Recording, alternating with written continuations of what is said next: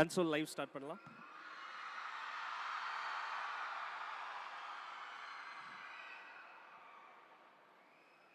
பிறப்புக்கும் எல்லா உயிர்க்கும், பெரியோர்களுக்கும் தாய்மார்களுக்கும் வணக்கம்.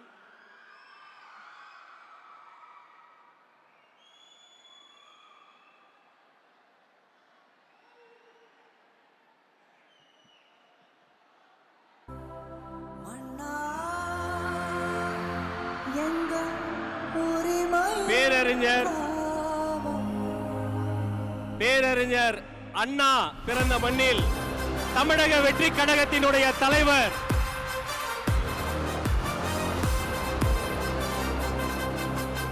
தமிழ்நாட்டின் தலையெழுத்தை மாற்றப் போகிற தமிழக வெற்றி கழகத்தினுடைய தலைவர், தன்னிகரில்லா தலைவர்,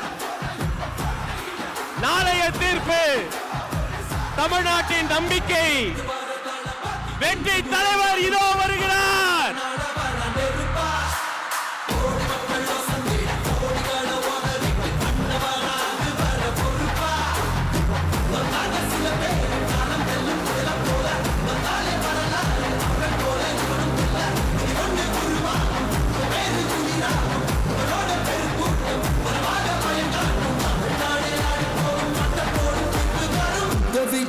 விஜய் உயிரன வரனா,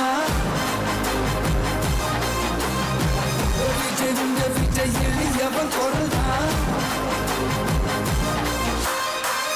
விஜய் தனியாளில் கடல்னா, விஜய் எளியவன் குரல்னா, விஜய் தனியாளில் கடல்னா, மக்கள் தானே மன்னர்களை உனக்கு காட்ட வரனா.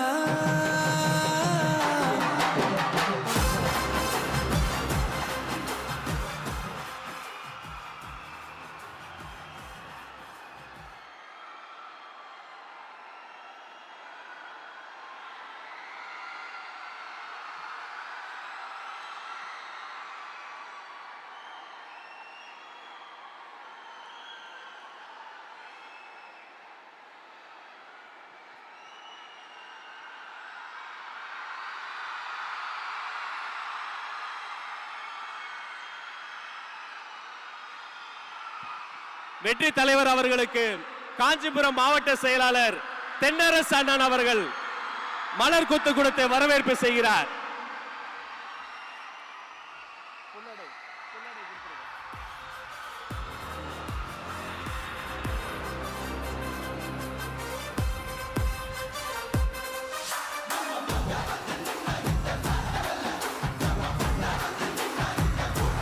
உங்கள் சார்பில் பொன்னாடை போர்த்தி வெற்றி தலைவர் அவர்களை வரவேற்பு செய்கிறார்.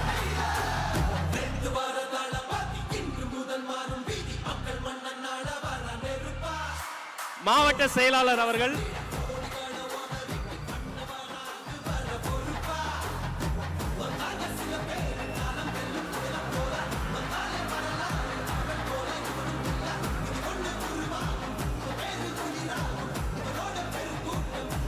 மாவட்ட செயலாளர் அவர்கள் தற்போது வரவேற்புரை வழங்குவார்.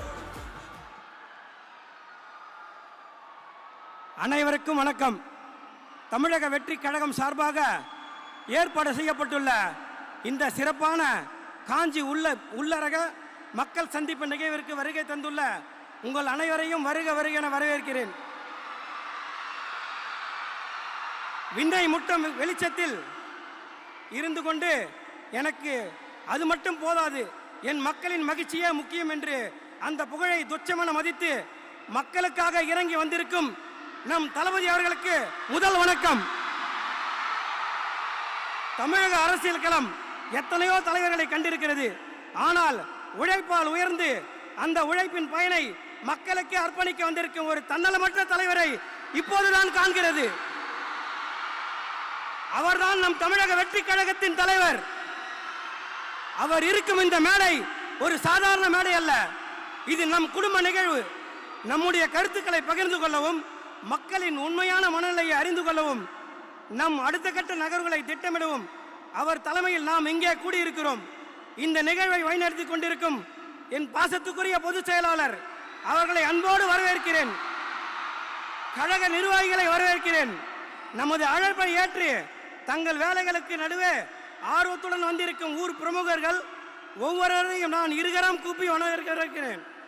குறிப்பாக மாற்றத்தை எதிர்நோக்கி இங்கு கூடியிருக்கும் பொதுமக்கள் அனைவரையும் வருக வருக என வரவேற்பதில் மகிழ்ச்சி அடைகிறேன். இந்த சந்திப்பு பயனுள்ளதாக அமையட்டும். பிறப்புக்கும் எல்லா உயிர்க்கும் என்று சாதி மத இன வேறுபாடுகளை கடந்து ஒரு சமத்துவ படையை உருவாக்கி இருக்கும் நவீன சிற்பிதான் நம் தமிழக வெற்றி கழகத்தின் தலைவர். சொன்னால் செய்வார் என்பதை விட செய்துவிட்டுதான் சொல்வார் நம் தலைவர் அவர்கள். பேச்சில் அனல் இருக்கும், செயலில் புயல் இருக்கும்.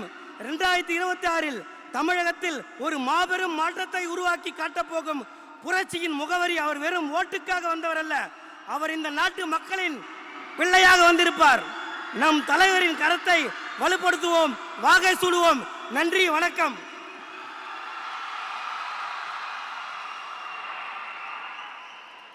தென்னாட்டு பெர்னாட் ஷா, பேரறிஞர் அண்ணா பிறந்த மண்ணில் எங்கள் பேரியக்கத்தின் அண்ணா வருகிறார் உங்களிடம் பேசுவதற்காக.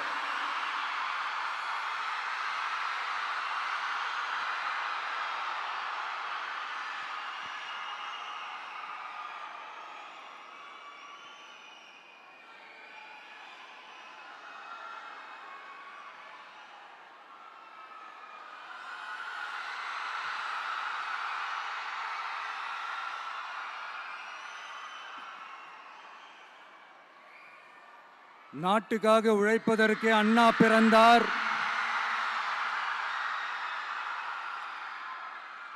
பொது நலத்தில் தானே நாள் முழுக்க கண்ணா இருந்தார்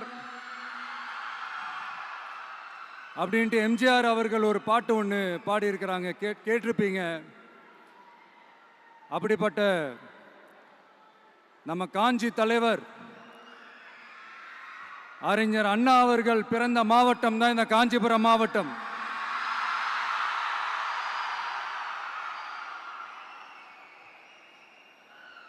தன்னுடைய வழிகாட்டின்றதுனாலேயே தான் ஆரம்பிச்ச கட்சியினுடைய கொடியில அறிஞர் அண்ணா அவர்களை வச்சவர் எம்ஜிஆர். ஆனா அறிஞர் அண்ணா அவர்கள் ஆரம்பிச்ச அந்த கட்சியை அதுக்கப்புறம் கைப்பற்றினவங்க என்னெல்லாம் பண்றாங்கன்னு நான் சொல்லிதான் உங்களுக்கு தெரியணுமா என்ன? மக்களே, உங்களுக்கு தான் அது நல்லா தெரியுமே.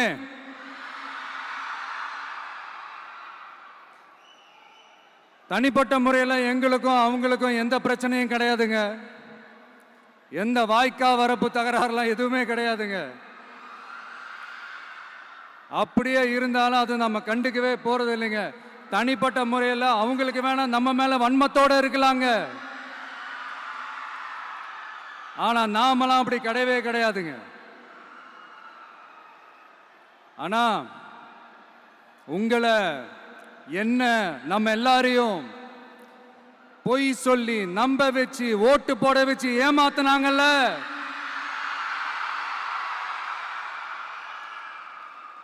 அப்படி ஏமாத்தி ஆட்சிக்கு வந்து நல்லது செய்யற மாதிரி நடிக்கிறாங்கல்ல, நாடகம் ஆடுறாங்கல்ல, அவங்கள எப்படி நம்ம கேள்வி கேட்காம இருக்க முடியும்? அதனால அவங்கள நம்ம கேள்வி கேட்காம விட போறதே இல்லை.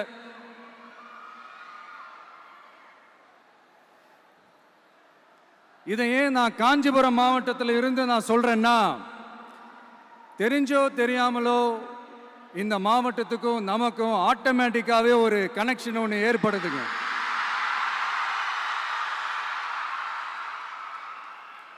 ஏன்னா நம்மளுடைய முதல் கள பயணத்தை தொடங்கினதே பரந்தூர்ல இருந்து தான். பரந்தூருக்கு போய் அந்த மண்ணில் நின்று அந்த மக்களுக்காக கேள்வி கேட்டதும் இதே அண்ணா அவர்கள் பிறந்த காஞ்சிபுரம் மாவட்டம் தான். இன்னைக்கு ஒரு பெரிய மனவேதனைக்கு அப்புறம் இந்த மக்கள் சந்திப்பு நிகழ்ச்சிக்கு வந்திருக்கிறதும் அதே அண்ணா அவர்கள் பிறந்த காஞ்சிபுரம் மாவட்டம் தான்.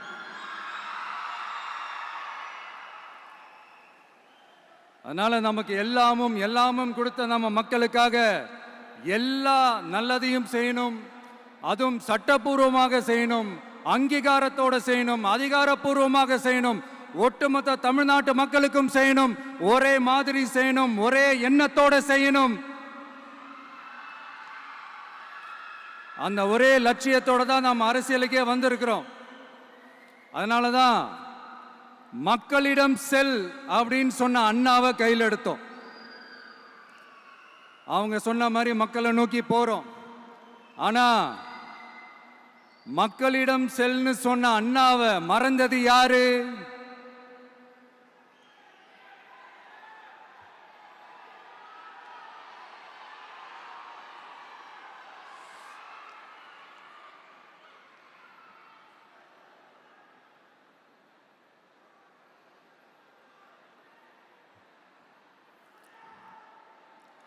கொள்கையா? அதனப்பா கிலோ என்ன விலை என்னன்னு கேட்கிற அளவுக்கு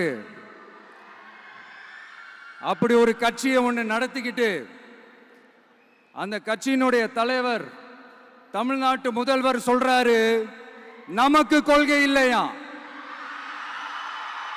எப்படி நமக்கு கொள்கை இல்லையா? பிறப்புக்கும் எல்லா உயிருக்கும்னு ஒரு அடிப்படை கோட்பாட்டை நம்ம கட்சியினுடைய ஒரு முக்கிய கோட்பாட்டை அறிவிச்ச நமக்கு கொள்கை இல்லையா? எல்லாருக்கும் எல்லாமும் கிடைக்கணும், சமூக நீதி கிடைக்கணும், அந்த சமூக நீதி உண்மையான சமூக நீதியா இருக்கணும், சாதி வாரி கணக்கெடுப்பு நடத்தணும்னு ரொம்ப ஸ்ட்ராங்கா சொன்ன நமக்கு கொள்கை இல்லையா? CAA அறிவிச்சதுக்கு அப்புறம் அப்ப நம்ம கட்சி ஆரம்பிக்கிறதுக்கு முன்னாடியே எதிர்த்த நமக்கு கொள்கை இல்லையா?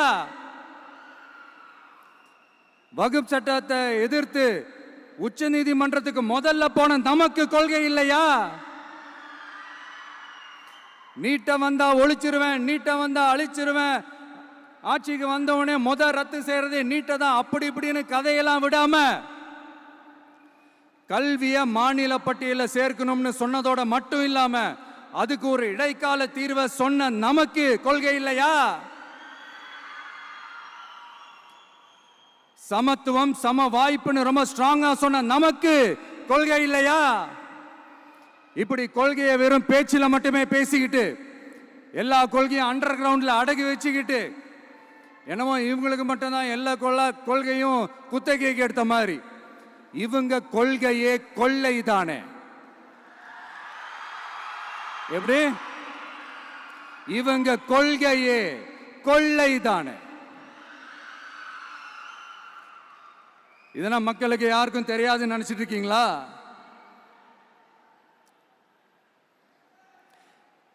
எங்க கட்சி ஒன்றும் சங்கரமணம் இல்லைன்னு சொன்னது யாரு? யார் சொன்னாங்க? ஏன் சொன்னாங்க? எதுக்கு சொன்னாங்க? இப்போ உங்க கட்சியில என்ன நடந்துகிட்டு இருக்குது அதையும் கொஞ்சம் யோசிச்சு பாருங்க, இதையும் கொஞ்சம் யோசிச்சு பாருங்க. அதனால பாப்பா, பவள விழா பாப்பா, நீ பாசாங்கு காட்டாத பாப்பா, நீ நல்லவர்கள் போல் நடிப்பதை பார்த்து நாடே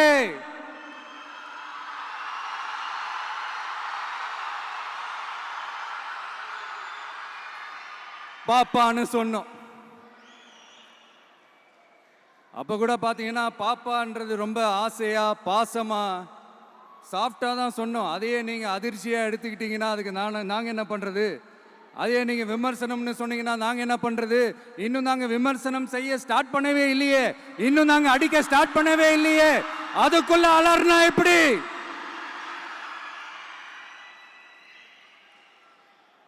அதனால உங்க அரசவை புலவர்கள் யாராவது இருந்தாங்கன்னா கர்ச்சீஃப் எடுத்து அவங்க கண்ணீரை துடைத்து விடுங்கள். சரி, அது அவங்க பிரச்சனை, அவங்க பார்த்துக்கிட்டோம். நமக்கு எப்பவுமே மக்கள் தாங்க, மக்களுடைய பிரச்சனை பத்தி பேசுறது தான். இன்னைக்கு நம்ம காஞ்சிபுரம் மாவட்டத்துக்கு வந்திருக்கிறோம். இங்க மக்கள் ஃபேஸ் பண்ற அந்த பிரச்சனையை பத்தி நம்ம பேசி ஆகணும்.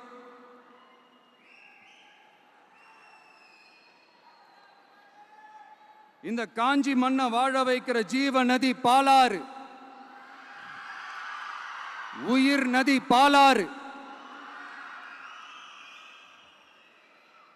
இந்த மக்களோட உயிரோடவும் ரத்தத்தோடும் கலந்து ஓடுவது பாலாறு. அந்த பாலாறை இன்னைக்கு பெரியார் பெயரையும் அண்ணா பெயரையும் சும்மா பேருக்கு வச்சுக்கிட்டு ஆட்சி நடத்துறவங்க என்ன பண்றாங்க தெரியும்ல? சுரண்டிட்டாங்க, கொள்ளையடிச்சிட்டாங்க, நாசம் பண்ணிட்டாங்க, மோசம் பண்ணிட்டாங்கன்னு இன்னும் என்ன வேணாலும் சொல்லலாம். ஆக மொத்தம் அழிச்சிட்டாங்க. இதை நான் ஏதோ போற போக்கில் ஏதோ அடிச்சு விடலங்க, ஆதாரத்தோட தான் சொல்றேன். அனுமதிக்கப்பட்ட அந்த லெவலை தாண்டி 22,70,000 யூனிட் மணலை கொள்ளையடிச்சிருக்கிறாங்க. ஆக மொத்தம் இதில் அவங்க அடிச்ச கொள்ளை எவ்வளவு தெரியுமா? ரொம்பலாம் இல்லை, கம்மி தான். 4,730 கோடி. கம்மி தான் இல்ல?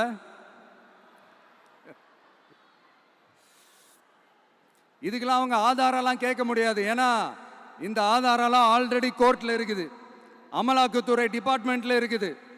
அந்த டிபார்ட்மெண்ட்ல வேலை செஞ்ச சில நல்லவர்கள் அவங்க அடிச்ச அந்த கொள்ளையெல்லாம் தாங்க முடியாம வெளியில சொன்ன அந்த ஆதாரங்கள் இதெல்லாம் சம்பந்தப்பட்டவங்களுக்கு இன்னும் நல்லாவே தெரியும். அதனால இது சம்பந்தமா ஆதாரங்களை கொடுலாம் அவங்க கேட்க முடியாது.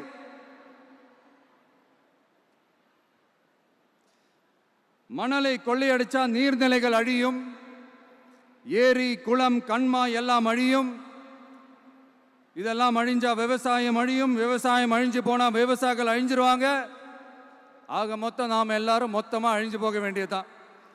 இப்படி மேலிருந்து கீழே வரைக்கும் ஒரு கட்சியை சிண்டிகேட் போட்டு கொள்ளையடிக்கிறத கேள்விப்பட்டிருக்கிறீங்களா மக்களே?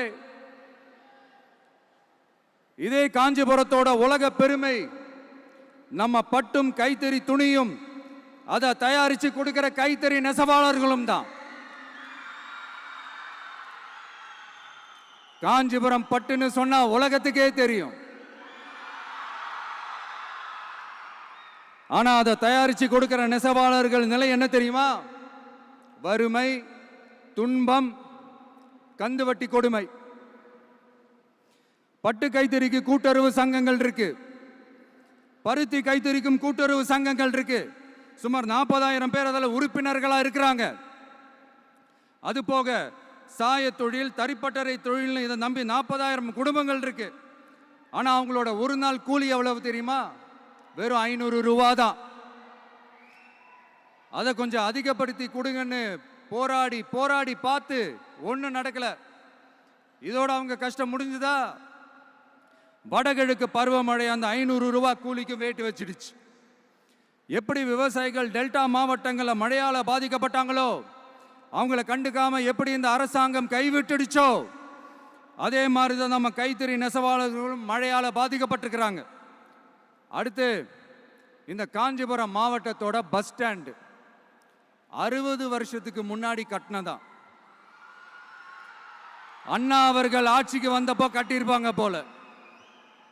அது இன்னும் புதுப்பிக்க கூட முடியாம கேட்டா என்ன சொல்லுவாங்க? அந்த லேண்டு கேஸ்ல இருக்குது. இல்ல நான் கேட்கிறேன், ஒரு கவர்மெண்ட்னால வேற ஒரு நல்ல இடத்தை தேர்வு செஞ்சு ஒரு பஸ் ஸ்டாண்ட் கட்டி தர முடியாதா?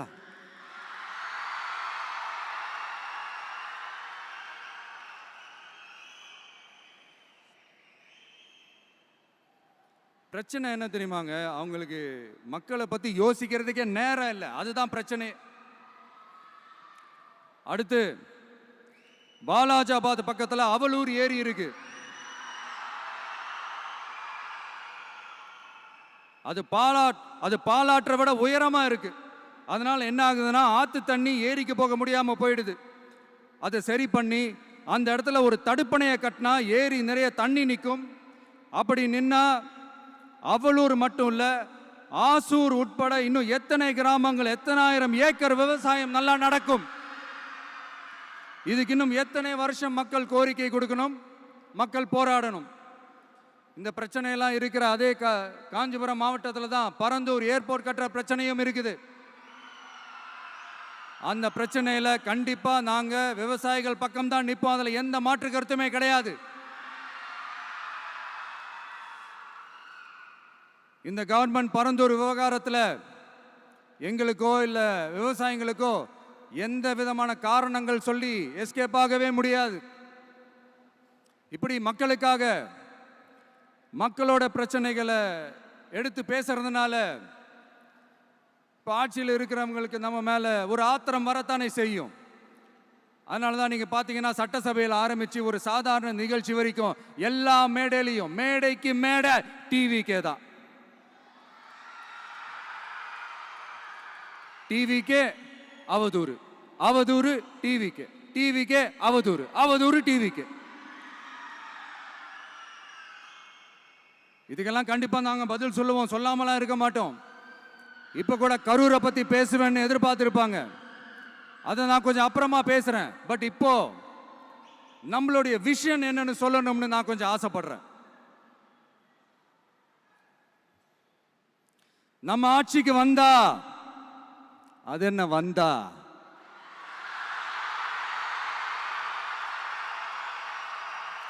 வருவோம். மக்கள் கண்டிப்பா நம்மளை வர வைப்பாங்க. மக்களுக்கான ஆட்சியை மக்களே விரும்பி வர வைக்கத்தானே செய்வாங்க. அப்படி மக்களால் அமைக்கப்பட போற நம்ம ஆட்சியில நம்ம என்ன செய்ய போறோம்ன்றது அதுக்கான அந்த தேர்தல் அறிக்கையில் அதுக்கான விளக்கத்தை டெஃபினட்டா கொடுப்போம். பட் அதுக்கு முன்னாடி ஒரு சின்னதா லைட்டா நான் கொஞ்சம் அதை சொல்லணும்னு ஆசைப்படுறேன். எல்லாருக்கும் நிரந்தரமான வீடு இருக்கணும்.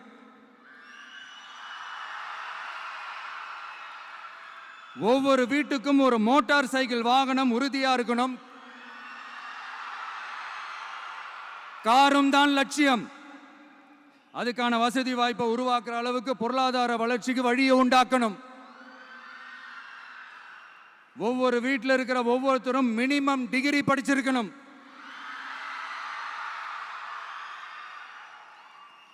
ஒவ்வொரு வீட்லையும் குறைந்தபட்சம் ஒருத்தருக்கு நிரந்தர வருமானம் கிடைக்கணும்.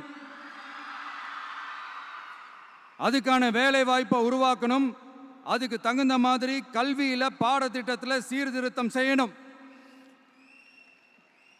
கவர்மெண்ட் ஹாஸ்பிட்டல்ஸுக்கு மக்கள் எல்லாரும் பயம் இல்லாம நம்பி போற மாதிரி மாத்தணும். பருவமழை காலத்தில் ஏற்படுற வெள்ளத்தால ஊரும் சரி மக்களும் சரி விவசாயமும் சரி பாதிக்கப்படாம இருக்கணும். அதுக்கு 4000 கோடி திட்டம்னு ஒரு உருட்டுனாங்களே, அந்த மாதிரிலாம் எதுவும் இல்லாம உண்மையான ஒரு பாதுகாப்பு திட்டத்தை உருவாக்கணும். மீனவர்களோட, தொழிலாளர்களோட, நெசவாளர்களோட, அரசு ஊழியர்கள் மற்றும் ஆசிரியர்களோட கருத்து கேட்டு அவங்களுக்கான பாதுகாப்பு மற்றும் வளர்ச்சி திட்டங்களை உருவாக்கணும். உருவாக்குறது மட்டும் இல்லை, அதை செயல்படுத்தணும். முக்கியமாக இண்டஸ்ட்ரியல் டெவலப்மெண்ட்ஸில் கான்சென்ட்ரேட் பண்ணணும். எல்லாத்தையும் விட ரொம்ப ரொம்ப முக்கியம், சட்டம் ஒழுங்க ரொம்ப ஸ்ட்ரிக்டாக வச்சிருக்கணும். நம்மளுடைய அம்மா, அக்கா, தங்கச்சிகள், அவங்களுடைய பிள்ளைகள், குழந்தைகள் எல்லாருக்கும் பாதுகாப்பை, அதுவும் உண்மையான ஸ்ட்ராங்கான பவர்ஃபுல்லான பாதுகாப்பை உண்டாக்கணும். அண்ணா யூனிவர்சிட்டியில நடந்த அந்த பெண்ணுக்கு நடந்த அந்த பிரச்சனை மாதிரியோ, இல்ல கோவையில் நடந்த அந்த கல்லூரி பெண்ணுக்கு நடந்த பிரச்சனை மாதிரியோ அதெல்லாம் நடக்க விடவே கூடாது. நம்ம வீட்டு பெண்கள் ஸ்ட்ராங்கா, பயமே இல்லாம தைரியமா இருக்கணும்.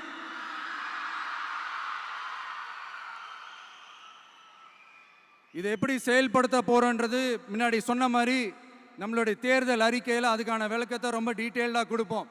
நான் சும்மா மற்றவங்க மாதிரி அவங்கள மாதிரி எல்லாத்தையும் அடிச்சு விட்டுட்டு ஏமாத்துற வேலையெல்லாம் இங்கே கிடையாது நம்ம கிட்ட. நான் மறுபடியும் சொல்றேன், நம்ம அரசியலுக்கு வந்தது உங்களுக்கு நல்லது நல்லது நல்லது மட்டுமே செய்யறது தான். எங்களுக்கு வேற எந்த அஜெண்டாவும் கிடையாது. அதனால தான் பார்த்தீங்கன்னா கொள்கை எதிரி யாரு, அரசியல் எதிரி யாருன்னு திட்டவட்டமாக சொல்லிட்டு அது வெளியே சொல்லிட்டு களத்துக்கு வந்திருக்கிறோம். அதுல எந்த விதமான குழப்பமோ எந்த விதமான ஊசலாட்டமோ எதுவுமே இருக்க போறதில்ல. இந்த விஜய் சும்மா எதையும் சொல்ல மாட்டான். ஒன்னு சொன்னா அதை செய்யாம விட மாட்டான். அது மக்களுக்கு நல்லாவே தெரியும். அப்புறம் ஒரு அதிசயம் சொல்ல முடியாது, இது ஒரு கண்டுபிடிக்க முடியாத ஒரு உண்மைன்னு சொல்லலாம். அது என்னப்பா அது? தற்குறியா?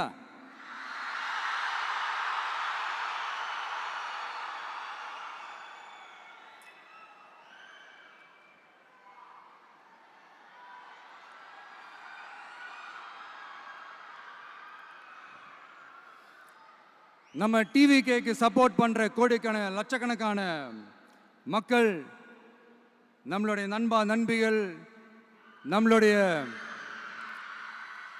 ஜென்சி கிட்ஸ் எல்லாரையும் தற்குறிகள்னு சொல்லி வாங்கி கட்டிக்கிட்டு இப்போ அவங்களாம் தற்குறி எல்லாம் கிடையாது, அப்படிலாம் அவங்கள கூப்பிடாதீங்க, அவங்க சங்கிகள்லாம் கிடையாது, அப்படிலாம் அவங்கள கூப்பிடாதீங்கன்னு சொல்லி ஒரு குரல். யாருடா அந்த குரல் அப்படின்னு பார்த்தா,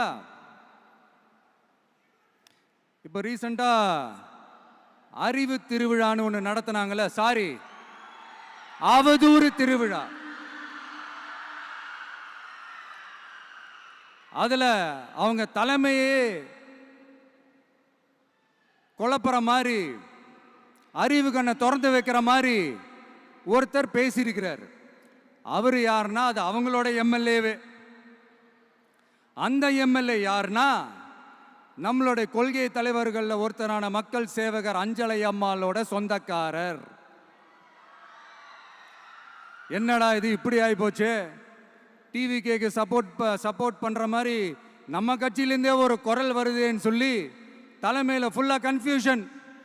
அந்த கன்ஃபியூஷன் இதோட நிக்காது. அந்த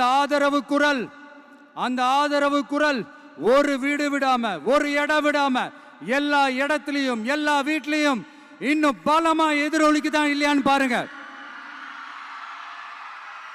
சும்மா பிளாஸ்ட் தான்.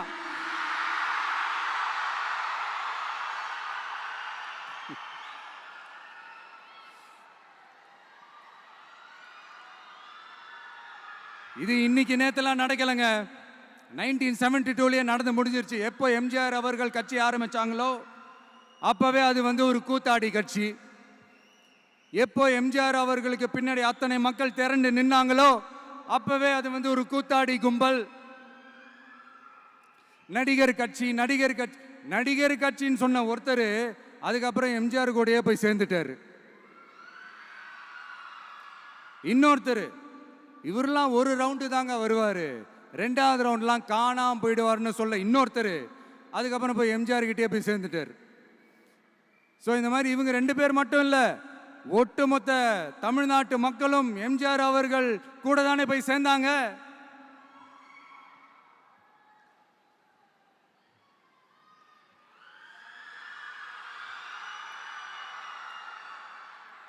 அதனால இது வரலாறு. இந்த வரலாறு நம்மளை விட அவங்களுக்கு இன்னும் நல்லாவே தெரியும். அதனால தான் பார்த்தீங்கன்னா 53 வருஷமா அதே கதறல்கள். கூத்தாடி கூட்டம், நடிகர் கட்சி, நடிகர் கூட்டம், இப்படி. மர்மயோகின்ற ஒரு படத்தில் அவருடைய கேரக்டர் பேர் கரிகாலன். அதில் ஒரு சூப்பர் டயலாக் ஒன்று சொல்லியிருப்பார். குறி வைத்தால் தவற மாட்டேன், தவறுமானால் குறியே வைக்க மாட்டேன்.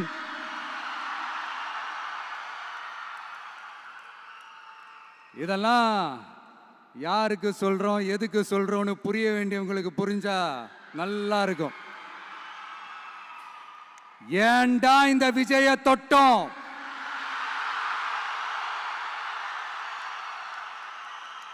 ஏண்டா விஜய் கூட இருக்கிற அந்த மக்களை தொட்டோம்?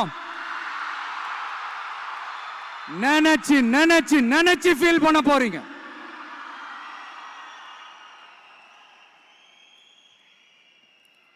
அப்புறம் நமக்கு இந்த அரசியல் புரிதல்லாம் இல்லை, அது இல்லை, இது இல்லை.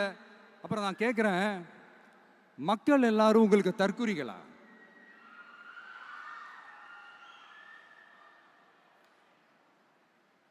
அதே மக்களோட ஓட்டு வாங்க போற நாம தற்குறிகள்னா, அப்ப இவ்வளவு நாள் அதே மக்கள் கிட்ட இருந்தானே நீங்க ஓட்டு வாங்கிட்டு இருந்தீங்க. அப்ப நீங்க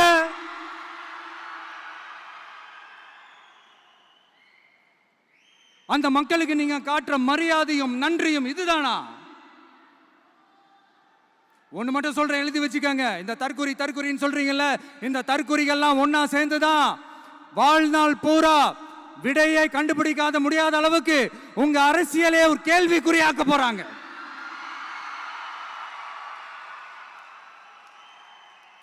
இவங்கெல்லாம் யாரும் இங்க தற்குறிகள்லாம் கிடையாது.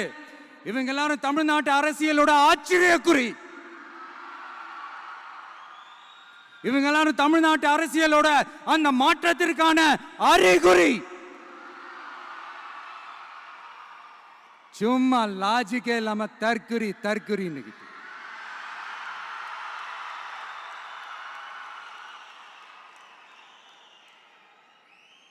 நண்பா, நண்பி,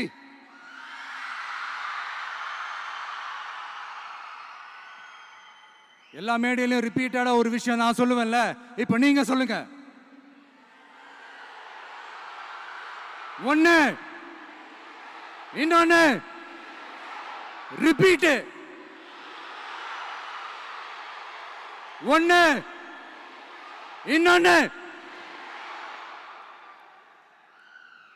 இந்த போட்டி எப்படி இருக்க போகுதுன்னா, மக்களோட மக்களா நிக்கிற நமக்காக மக்களே டிசைட் பண்ணி போறாங்க.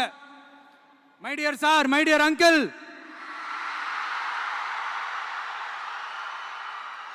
ஆல்ரெடி டிசைட் பண்ணியாச்சு. கான்பிடென்டா இருங்க மக்களே, நல்லதே நடக்கும், வெற்றி நிச்சயம். மீண்டும் சந்திக்கும் வரை நன்றி, வணக்கம்.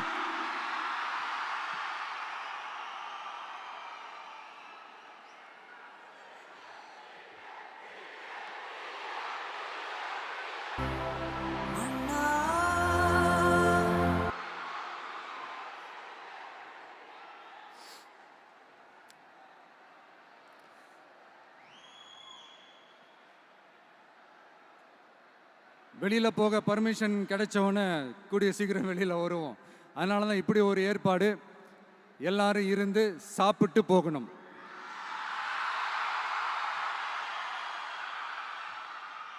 நன்றி, வணக்கம். சொல்ல மறந்துட்டேன், என் நெஞ்சில் குடியிருக்கும்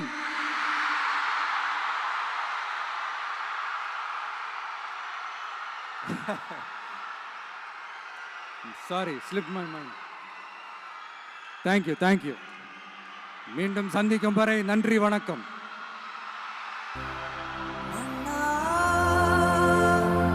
எங்க உரிமை காவல்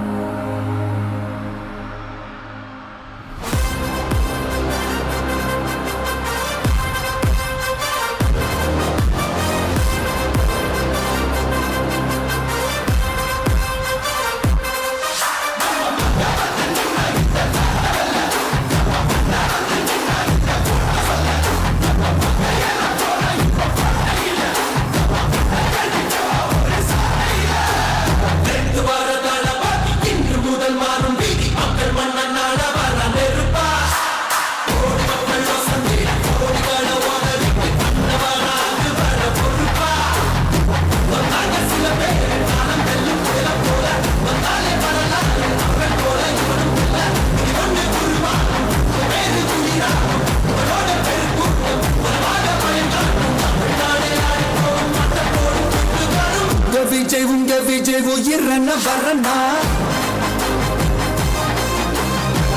விஜய் எளியவன் குரல்னா, விஜய் தனியால் இல்ல கடல்னா, விஜய் எளியவன் குரல்னா, விஜய் தனியால் இல்ல கடல்னா. மக்கள் தானே மன்னர்களை உனக்கு காட்ட வரனா.